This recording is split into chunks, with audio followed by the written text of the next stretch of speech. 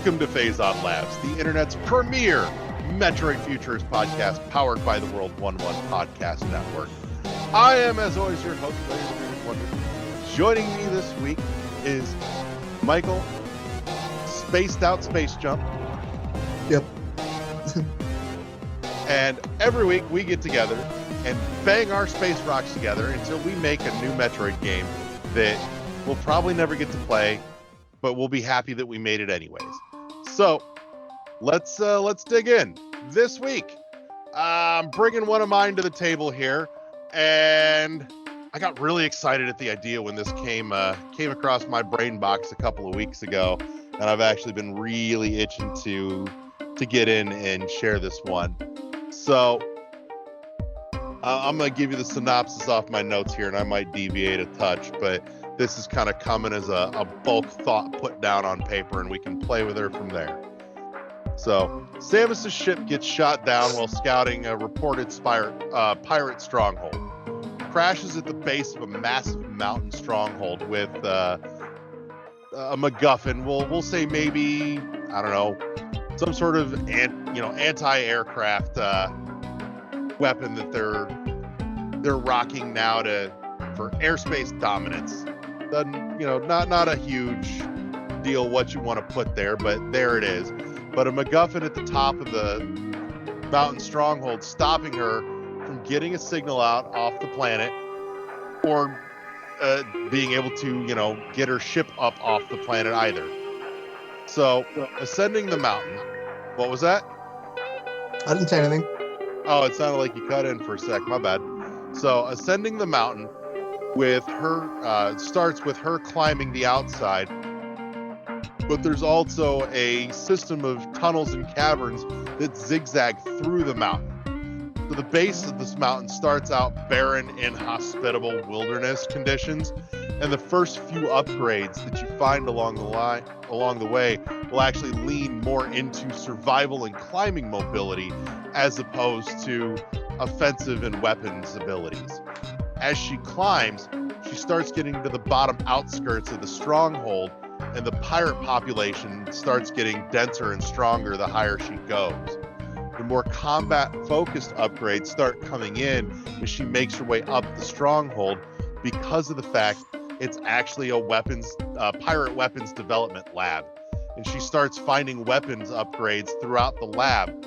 But because it's shoddy pirate tech that's still in development, there are compatibility issues that make it so that certain items and weapons can't actually be used together until late game, when you find pirate research that has actually fixed their tech. So basically patches and updates for the stuff that they've been working on. I actually like that. Mm-hmm. So climbing the mountain on the outside is played in 2D side scroll, while segments inside the mountain actually play in first or third person, a la Prime or Other M. Dealer's choice at this point. But at the end, the final escape sequence has her trying to outrun an avalanche caused by the final boss fight at the top of the mountain to take out the MacGuffin that's stopping her from getting off the planet. And the whole final escape is essentially a big, almost snowboard style escape down the mountainside in morph ball mode, Prime style, for more of kind of like a snowboard style adrenaline rush escape, where it's just downhilling it with this avalanche trying to close in right behind you to get the hell out. That actually sounds fun. Doesn't it? This is not, totally wild and out there. This was my brain going, this would be fucking fun. And I don't think, especially after seeing Dread, I don't think that, a hybrid 2D and 3D experience is that far out of the realm of reasonability. No, I think it worked. Hybrid 2D, 3D.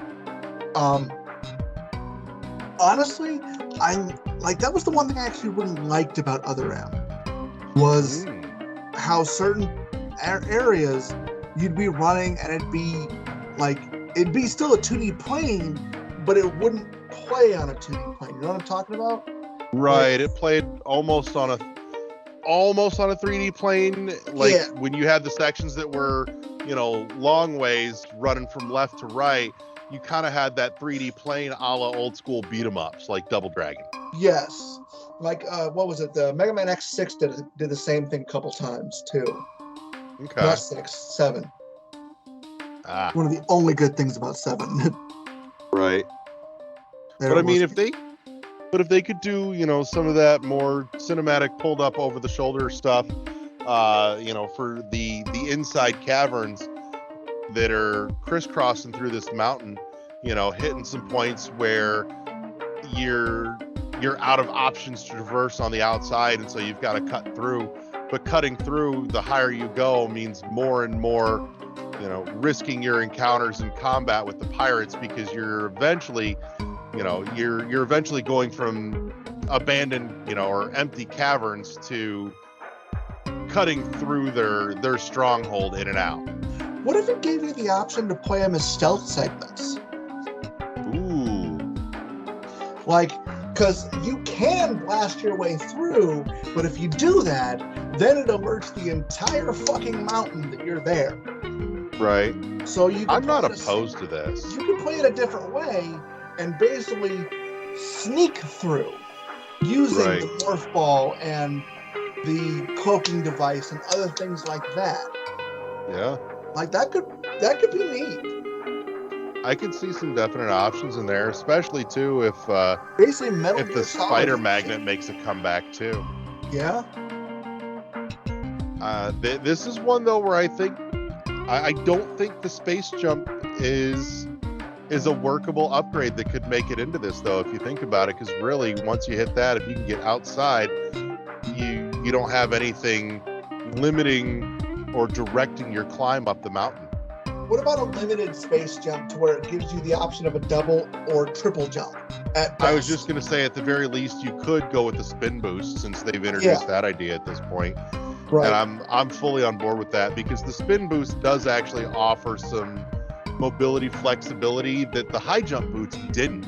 So I thought it was interesting that they replaced the high jump essentially with a spin boost in Dread. And I think that's a really applicable gameplay choice to be made here too. Mm-hmm. Because that at least has the mid-air direction change. High jump didn't really have that so much. So, but no, that like I said, I've had that rattling around in my brain for a few weeks now, and one of the things that really stuck out to me was that a lot of my ideas kind of start half-baked, and then I kind of have to tease them out to get the full thing out of my brain. This one kind of just dropped in like fully formed. Like it hit my brain, I'm like, ooh, new game. So, but that's one that's been rocking around the old brain box, and I can tell you where the idea came from, because I know that one quite specifically, actually. Where's that? It actually came from a game that I've been playing around with on my Oculus called The Climb. Okay. And it's a first-person VR tree climbing game, and it's a lot of fun.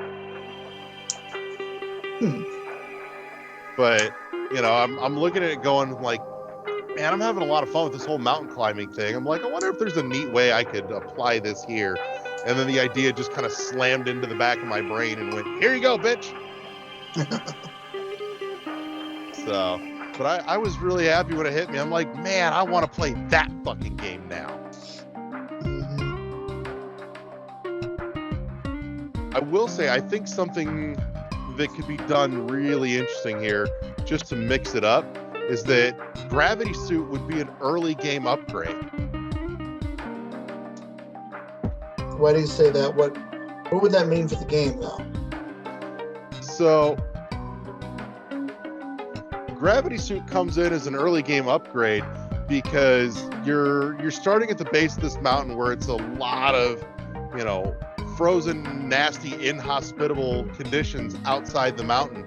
And so early game, you can only spend a limited amount of time outside the mountain caves and actually climbing up the actual side of the mountain due to freezing cold conditions until you get the gravity suit early on enough to help withstand those extreme colds.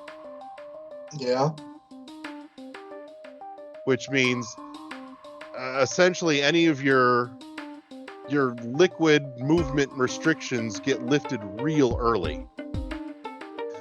But given where this takes place, I don't see that as being something that would be really pertinent here anyways. It would literally just be looking at it from the approach of this is a survival upgrade. Mm-hmm. And I kind of like the idea that it almost naturally separates those two in terms of when you're going to find them. And it says, you know, this group of abilities is early game and this group is late game. And they're not really intermingled. But then once you start getting up the mountain and getting into some of those weapon abilities, learning, you know, or essentially mastering the ability of using those in tandem or in concert gets a lot more interesting. Yeah. So I'm still hung up on this whole the stealth aspect of it. mm-hmm. Like, I'm picturing the concept of you taking out a specific scientist and then having to hide the corpse. Right. Like, because if someone else finds it, obviously it's going to alert somebody. Right. Now here's what you could do. I've got one for you. You'll love this. This plays with your favorite idea now that Dreads exists.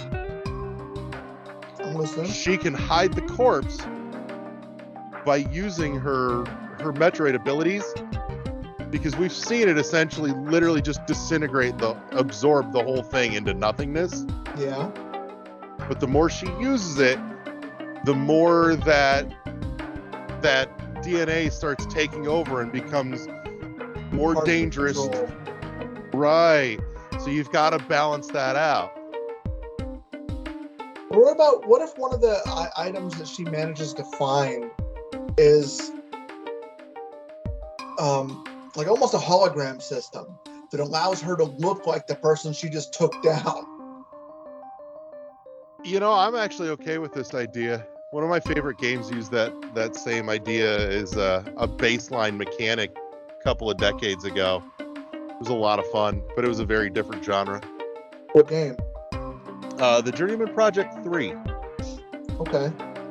So you were going back in time and you were using your systems or your suit's holographic abilities to take on the personas of, you know, other people around you in that time zone so that you could interact with them without causing a disruption and getting information from them.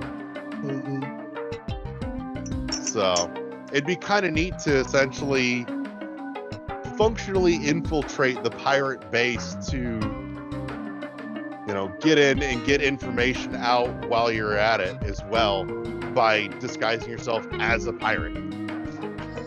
I like the idea that obviously she's not, like, it's up to you, the player. How much do you want to sabotage what they're doing? Right. You know? I think what if not all of them there want to, you know, do horrible things? What if some of them are just looking to make the universe a better place? And, all right, you've just popped an idea in my brain for another episode at some point. Yeah.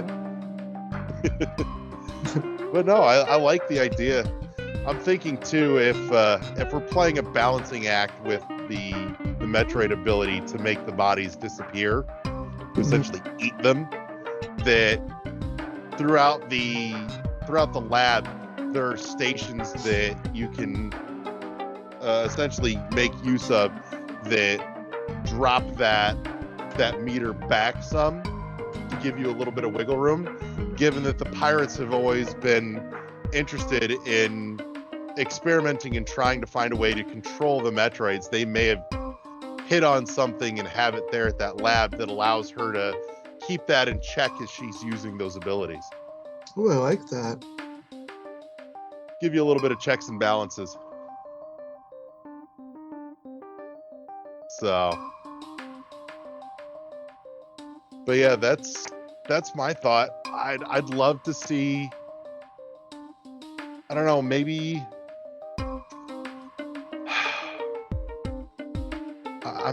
I'm definitely thinking the music needs to have something a little more adventurous, at least on the outside to start with, a little more survival leaning. Mm-hmm. But you definitely get a little more classic pirate industrial as you get up the mountain into the stronghold. So I think too there's a neat opportunity to essentially be mid-fight and have pirates getting dropped in by airborne skiff just to ruin your day while you're on the outside of the mountain. Mm-hmm. Not to mention too, I kind of like the idea that scaling the outside of the mountain should be a dangerous prospect where there's nothing really, like if you've got to make a specific, jump or make it across a gap or a chasm and you miss it, you're falling back and losing some significant progress on your upward trek up the mountain there, because you've essentially just slid down the side of the mountain until you hit the next ledge where you can start working your way back up, and that could be a significant setback. Right. Not to mention, I like the idea too that there's a big flexibility in terms of what we could see in boss fights too, given that some can play out in 2D side scroll and some in a full 3D. Yeah.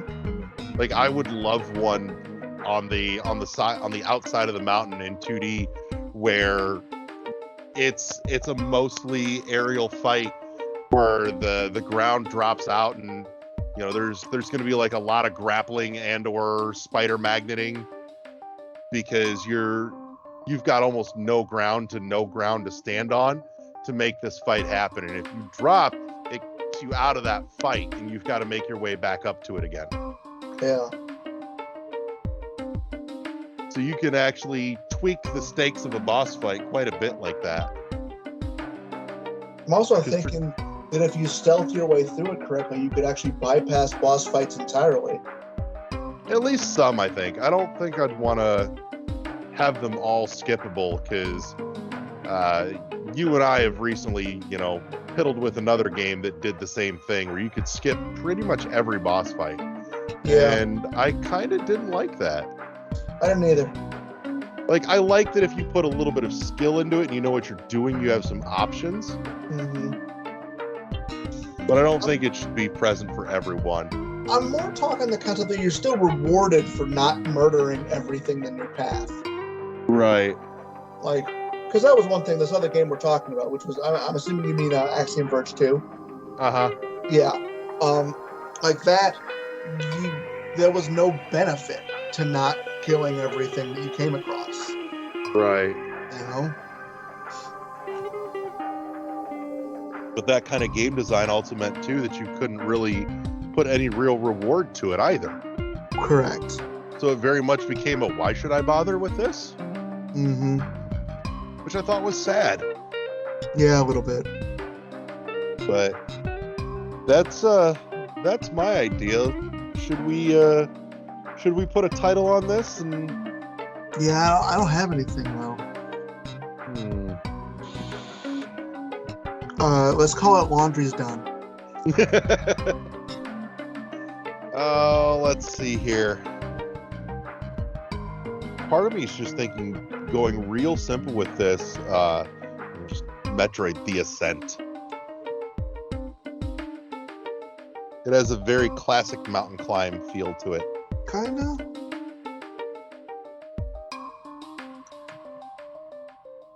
Yeah, I think that's our best bet. That or something to do with the Pirate Labs concept, but right. But no, I think the Ascent works well. It's, you know, it's really only the second game in the, it'd really only be the second game in the series that's put a primary directive on working your way up instead of down. Yeah. So, but no, like I said, this idea's been rattling around and it makes me happy. And all right, here's one important question though. What do you got? When she wins, okay, does the Mhm. whole planet blow up or just the mountain? I don't even think the mountain is necessarily blowing up. You're just escaping the giant avalanche. Okay. Very Ori in the Blind Forest there. Yeah, I'm okay with it. But I mean, if you're I'm never gonna argue with Ori, man. Come on. Right. I'm just thinking the avalanche ride down in Morph Ball mode should be, you know, pulled back in third person, a la the Prime games, so that you get that really kind of rushed feel. Yeah. Like, I want that snowboard style adrenaline rush. I think it'd be interesting for that if you had to continually jump in and out of Morph Ball mode.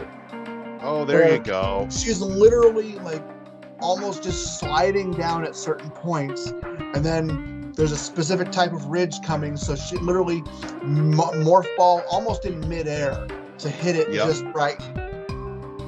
I can get behind that. Yeah. Keep the whole thing third person, play it with speed boost. Yeah. And it's just one giant yes momentum, please. I think the Shine Spark should be left out of this, though. Agreed. Mainly because, again, she's using pirate technology. They never managed to figure out the Shine Spark. Right. I'm okay with that idea. Yeah. But no, I'd like to see her essentially, you know, the weapons upgrades be like actual pirate designs. So something, you know, drastically different. Like, I'd love to see a sort of, you know, handheld weaponized version of like the res bits from Echoes, where they can actually glitch out computer systems. Ooh. I'm also thinking wearable tech. Yeah. Like stuff that doesn't integrate with her suit at all, so she has to figure out a way to wear it to where it's still functional. I'm down with this because I mean, think the Predator's laser cannon. Okay. Yeah. I was just gonna say, you know, I'm a big fan of when you can actually, you know, see that kind of thing affect the character design. And I know it was a little thing, but like one of my favorite things in the Prime games was the grapple beam generator, because it was a visible wearable on her left arm. Mm-hmm. I really liked that. It's one of the things I like the most about Darksiders is if you really paid attention in the first game, depending on what secondary item you had equipped, part of his left arm was slightly different. Okay. Like if you had the crossblade attached, he would have these two blades coming off his elbow, and if you had the abyssal chain, you could literally see a chain wrapped around his arm. Nice. I gotta play that again. Well, I think we've successfully managed to concoct another great game. So I want to thank everybody that tuned in this week and joined us here on Phazon Labs. I want to thank my lab partner Michael, and remind you that, you know, if you enjoyed this, you'll love a lot of our other stuff, and you should totally hit the subscribe button, slide us into your RSS feed, all that other fun nonsense. And you know, we'll be back next week here on Phazon Labs, powered by the World 1-1 Podcast Network. Press start to engage your mind. See you next mission. Peace.